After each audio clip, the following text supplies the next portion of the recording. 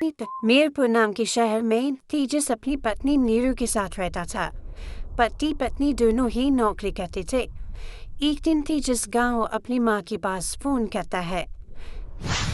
Hello, प्रणाम माँ। जीते रहो माँ। तुम दादी बनने वाली हो हैं?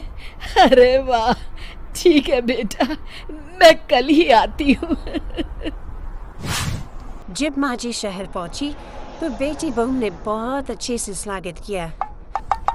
लीजिए माँ जी चाय। अरे गर्मा गर्म पकोड़े ले आओ माँ के लिए। नीरू रसोई में गई और 2 मिनट में ही पकोड़े ले आई।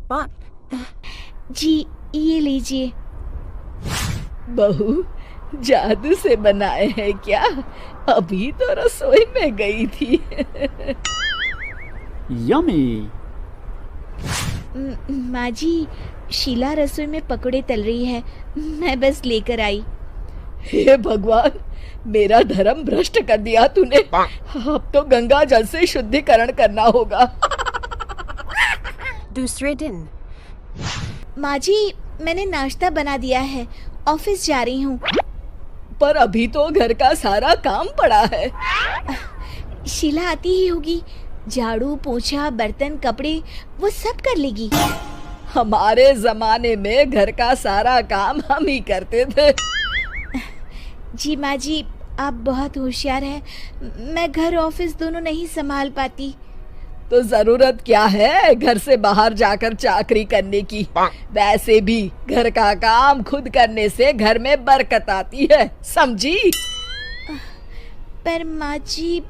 पर वर कुछ नहीं, इस महीने की पगार मिले फिर ऑफिस बंद है। हाँ।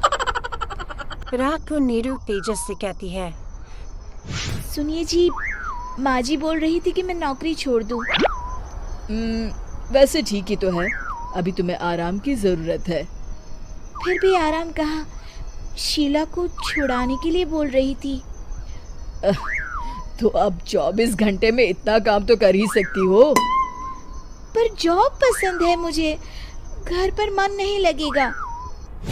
अगले दिन जब दोनों ऑफिस के लिए निकल रहे थे, मेरी तो कोई कीमत ही नहीं है इस घर में। माँ जी, आजकल महंगाई बहुत है, रहन सहन भी बदल गया है, दोनों नौकरी करते हैं तभी ठीक रहता है।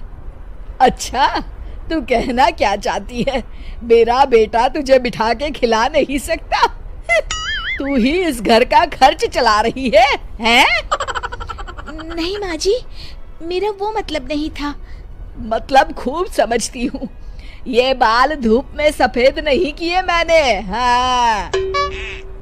अब तो ये रोज का काम हो गया था। तेजस भी रोज की चिक चिक से परेशान हो गया था। एक दिन उसने कहा, नीरू, वैसे भी तुम्हें मैटरनिटी लीव मिलने वाली है, तो अभी से ही छुट्टी ले लो। पर क्या, मेरी सैलरी अच्छी खासी है। आखिर नीरू ने रिजाइन कर दिया। जब बच्चा हुआ तो घर में सब बहुत खुश हुए हैं। कुछ दिनों बाद तेजस फाइल देख रहा था।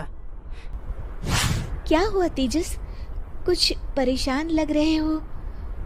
हाँ, वो हमारी जितनी सेविंग्स थी वो तो हॉस्पिटल में और छठी के फंक्शन में खत्म हो गई है नीरू।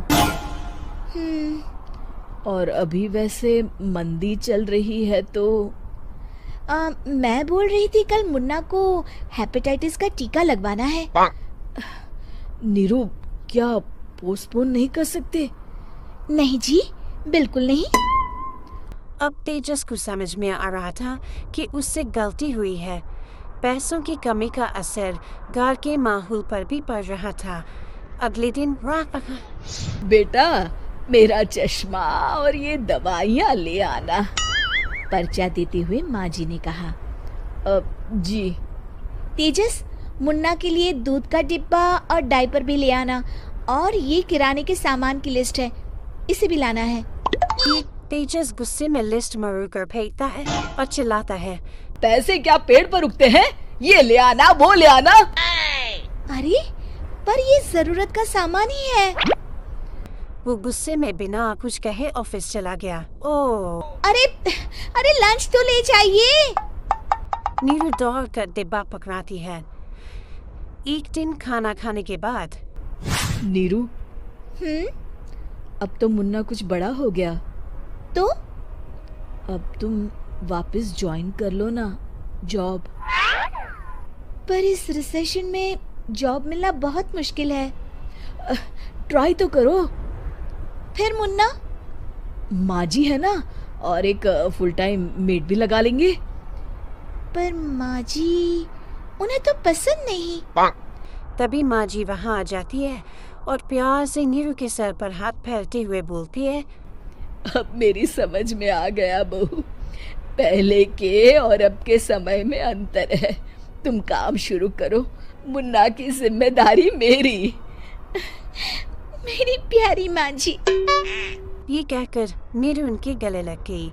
शिक्षा, परिवर्तन संसार का नियम है, हमें भी समय के साथ चलना चाहिए। उम्मीद है कि आपको हमारी ये कहानी पसंद आई होगी। कृपया हमारे चैनल को सब्सक्राइब करें और सभी अपडेट्स के लिए बेल आइकन ज़रूर क्लिक करें। और हाँ, वीडियो लाइक और शेयर करना मत भूलिएगा। Bye bye.